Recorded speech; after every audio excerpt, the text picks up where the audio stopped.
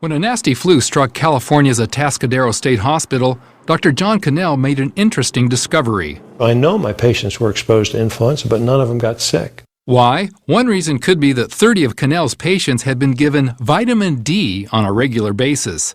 That got Cannell thinking more and more about the vitamin's benefits and safety.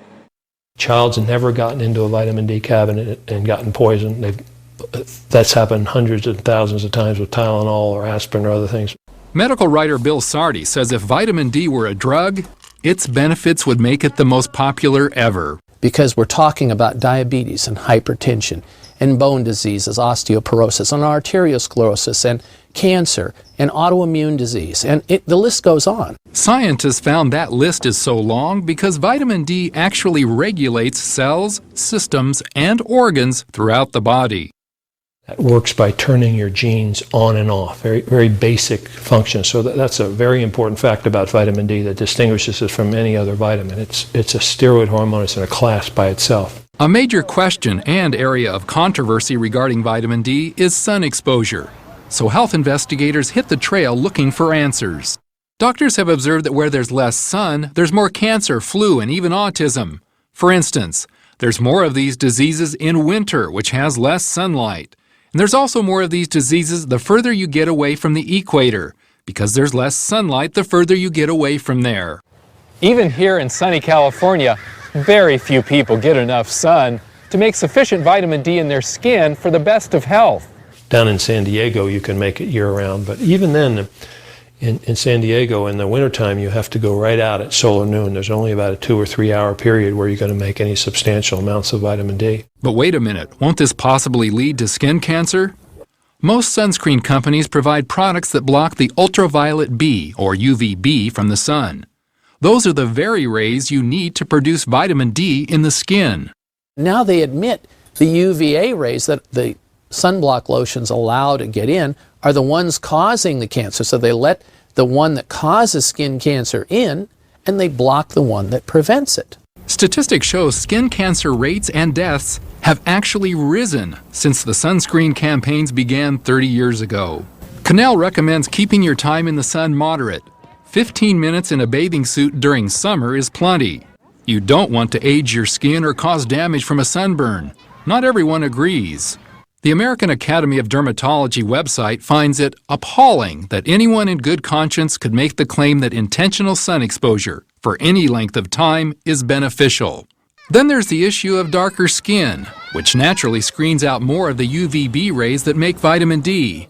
Their blood levels of D are about half that of lighter skinned people, making a connection with the diseases that shorten their lives. Heart disease and hypertension and stroke and cancer are the same diseases that have been associated with vitamin D deficiencies. So it may not be surprising that vitamin D deficiency affects as much as 3/4 of the populace, especially as winter takes its toll on vitamin D levels. That depletion could be remedied and possibly reduce the need for flu shots.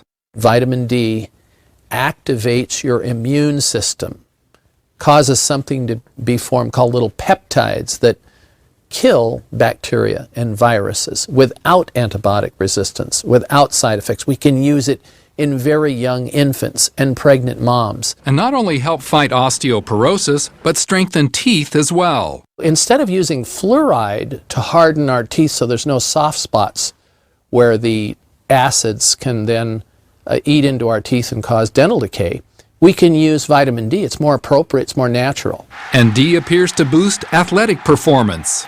There's just clear evidence, especially in the German literature, of choice reaction time, balance, muscle strength, endurance, all improve with vitamin D. Which may explain why senior citizens on vitamin D are less likely to fall and hurt themselves. And cancer? Sardi says in a new book that a major reason not to be so fearful about the disease is vitamin D. A key U.S. study in June found it provided a 60% reduction in cancers.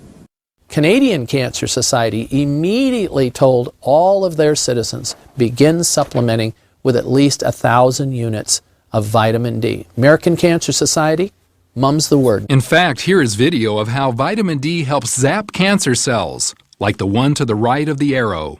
But 2 weeks ago, the National Cancer Institute released a study indicating vitamin D doesn't do much against cancer deaths. NCI normally prefers the type of study done in June, but Cannell says this new study fits their bias against vitamin D. Even at that, the new study did show the vitamin's effect on the number 2 cancer killer. The people with the highest levels had 4 times less colon cancer than the people with the lowest levels. I think that's pretty important. So what's the best way for you to get the vitamin D you need? Not from food. Even fortified milk provides so little that it's trivial. Taking supplements is a far more predictable source than sunbathing, and the only source in winter for millions. Experts suggest the best daily intake is at least 2,000 units for most kids and 4,000 for most adults. Yet the government recommends only 200 to 600 units depending on your age. It's just the whole thing, when you think about it, is just patently absurd. And the government's been recommending this now for 10 years, and they refuse to change they refuse to even look at the science. Cannell says he and his wife have taken as much as several 100,000 units for a few days when fighting off colds or flu. His usual daily dose is 5,000 units, a dozen times what the government recommends for him. He finds it a religious connection. Here, the Lord is saying that there's a system that makes this much vitamin D this quickly, thousands of units a day from sun exposure. And here's a government over here saying you only need a couple of 100 units a day. So you can sort of ask yourself, who do you want to believe? God or the government? Galen Tethrow, CBN News.